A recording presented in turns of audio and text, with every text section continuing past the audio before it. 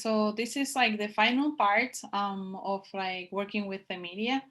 And in most cases, your agency will have people that are specialized in working with the media. So a lot of the things that I said are more like if you're working more proactively in something, but again, there might be people that can help you with these things. You might want to start a relationship with them and then just like pitch them stories and say, hey, this is like coming up, or there's like this big meeting and I would like for people to come in, and I would like to then have in this particular newsletter or in this particular blog, and then can help you to do all these things. Like they already have a media list, so you don't have to find that. They already have contacts, so you don't have to create your own. And they might just find the opportunity for you to do this. However, if there's like one person in the, let's say in the whole Salt Lake City corporation doing this, so just imagine all the divisions, departments, and programs that are actually requesting the help of this person. So you might not be a priority, or that project might be like, yeah, no, like there's a project that is more important right now, from the office of the mayor, or from the housing and neighborhood, so or any other agency, right? So the point being is that they might not prioritize you, and that's like when you might need to go your own way. But sometimes they don't like it at all, because then it's kind of you're bypassing them. So you have to know what are the politics of that in your own agency, and see, if people are okay with you reaching out, as long as obviously your agency and the people, your boss and so on are on board. Is it okay to go and try to find someone to do this, or not? I feel that most time is good to do that, but there might be or some organizations that they have more layers. And again, as I said before, some of them might not like it because they feel that you're stepping into their territory.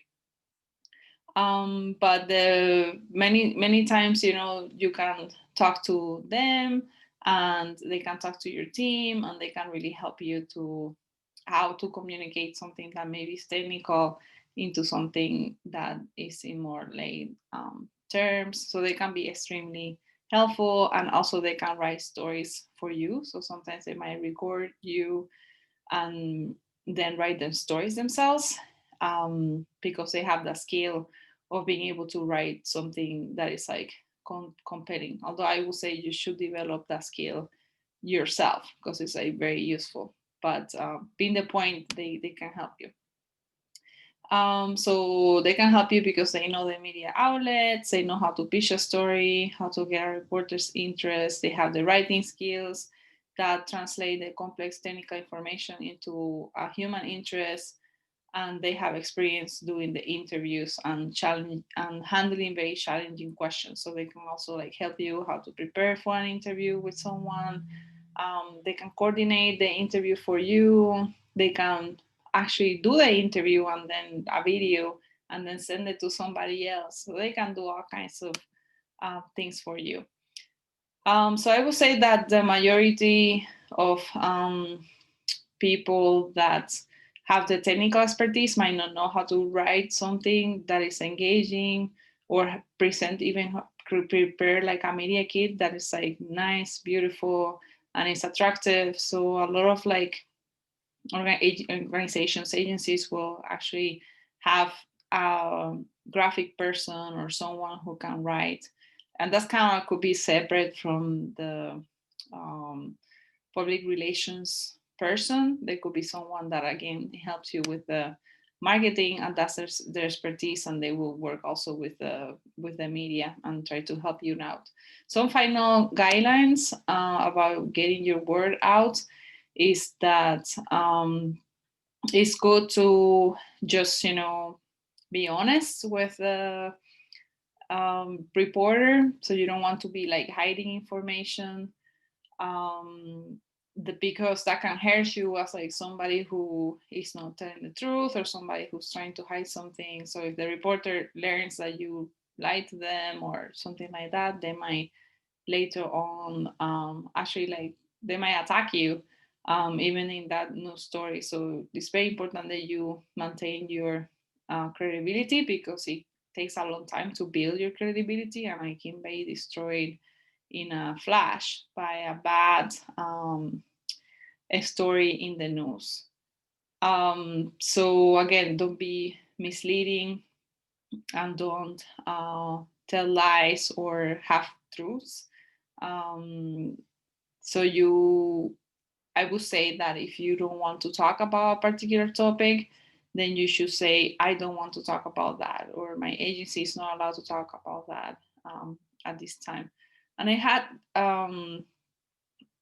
but I have seen this before, like for example, with the Global Inland Port, which is very contested topic in Salt Lake City. So the planners there didn't want to talk to the media or to anyone about the topic, not even like come and give a talk at the university, because they were going through a lawsuit, and they were trying to stay silent at that particular time, just so their, again, words might not be misconstructed, or there would be something that it was like misunderstood. So in order to avoid all that, what they decided is like, we're not going to talk to anyone, and that is okay too. And sometimes you might have to do that. So silence can be good sometimes. And the another tip that is presented in the book is that you have to make the information interesting, and you also have to be able to talk in sound bites, so you cannot like ramble on and on and on and on and on and something. Sometimes you are accustomed to talk in a way that keeps going and going and going with not like that many pauses, or with very succinct ways of like putting your thoughts out. But when you're talking to the media, you need to do that. You need to talk in sound bites. So it's like things that they can quote and take out. You have to pace yourself and say three things that are interesting in three sentences. They might just use that instead of like having a 1 hour interview. You want to keep it very short. The shorter the better, no more than 20 minutes, even less, I would say, because 5 minutes, because at the end they're just going to quote very little from that. So if you learn how to talk in sound bites, that would be really good. And at the end, like even if you use the TV or the radio or the newspapers, newsletters, you will have to amplify that into using social media. So if you publish something as an op-ed in the Salt Lake Tribune, then you want to use all the mediums that you have in order to have other people see that news story, because they're different audiences altogether. So the people that might read the newspaper might not be the same people that actually will see something in Facebook. So you want to amplify by using other mediums, and the ways of doing that the best is like through social media. And this like concludes then our presentation about how to engage with the media as a planner.